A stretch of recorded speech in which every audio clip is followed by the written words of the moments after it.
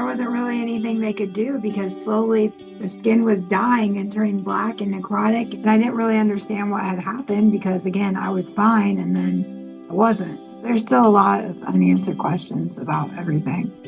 Lexi Reed from Indiana battled a rare illness with the mortality rate of 80% that came without warning. So I started a weight loss journey.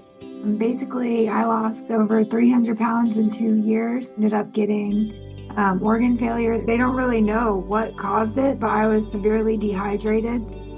Danny actually took me to the hospital, and they said if he hadn't have taken me, I probably wouldn't have survived. That's when everything just like completely changed. My health just went downhill. She was like disoriented, and she knew like kind of what was going on, but not exactly. All the machines hooked up to her, and then her blood pressure started to drop.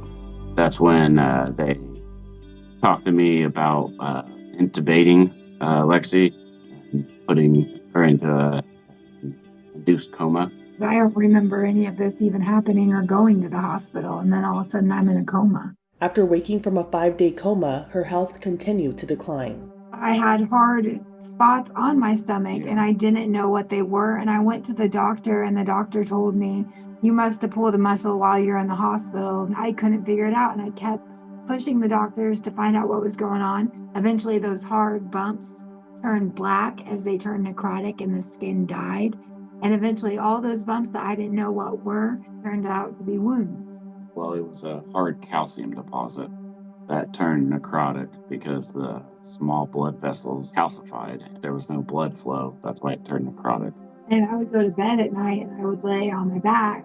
And I think that's one of the most like traumatic things I remember is I would lay on my back and I could feel like 20 bumps on my stomach. And I'm like, there is no way that's what this is.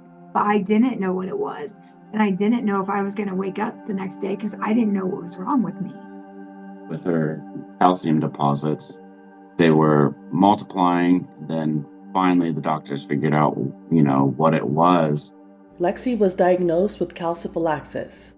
It's where the small blood vessels calcify, and then it turns into a calcium deposit. And then with no blood flow, it turns necrotic. And so that's all dead tissue. So that was debrided and turned into wounds. Yeah, turned into wounds. It was honestly the scariest time of my life. She's, my best friend, my world basically. So it was extremely tough. I would see her in the hospital and not necessarily know what was going on. She didn't want to look it up, but I did because I wanted to know, what we're facing. And, with a high mortality rate, that was, even more gut-wrenching. But mainly what I strived to do was just to be there for her. At her worst, she had over 30 open wounds on her body at one time. I would cry every single day. It was so painful. I had to go to wound care. I had to go to a heart doctor. They had sent me to a pain doctor. I was going to a primary care doctor. I was going to infusions twice a week, and I could barely even sit in the car. It was so bad because I would feel every single bump. I would feel anything that touched me. I'm also having problems with my legs, so I can barely get around. It was just constant pain, and there was nothing anybody could do for me. I couldn't lay in bed because I hurt so bad. I had to sit in a chair, and unfortunately I had wounds on my back, so that was hard for those wounds to heal, but there was nothing else that I could do. It was at least 6 to 7 months of constant, chronic, excruciating pain. I'll never forget going to wound care and my doctor telling me we really need to get this under control because if we don't, you're probably going to be going to hospice. The condition is so rare that doctors had a hard time making a treatment plan. Basically, every day for us is trial and error. We don't know if we're doing everything right, if there's a certain thing we should do for a wound or to keep the wound from coming back, or how long I should do my infusions, or if I get a wound, if I should restart infusions, different things like that. But yeah, they said there was an 80% of mortality rate and most people don't survive over 6 months due to infection. I went to wound care for 59 weeks, and then I was doing infusions twice a week during that 59 weeks, and then even a little bit after, until we finally decided it was time to stop because I was getting sick and I didn't have that many wounds left. Danny was by Lexi's side the entire time and helped with her care. I mean, you were there since the doctor came in the room and diagnosed me. I mean, you were there when I had to be put in a coma. You were there when my room was changed every single day. Like, I really don't think I would be alive right now without him, mentally and physically. Like, there's no way. Yeah, and I also changed the bandage, done that every night, and that took us, what, like 2 to 3 hours. Yeah, 2 to 3 hours.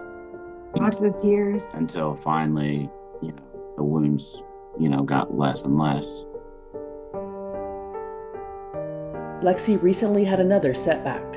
I was in remission for over a year. And then it's just kind of complicated because recently I had a new wound open. It's not necrotic like the other ones. Like, it's not painful if you touch it, but it's not debilitating like the rest were. But I'm back to going to wound care. Since it does have so much calcium and there's so much calcium left in my body, it's been a little bit hard for it to still heal.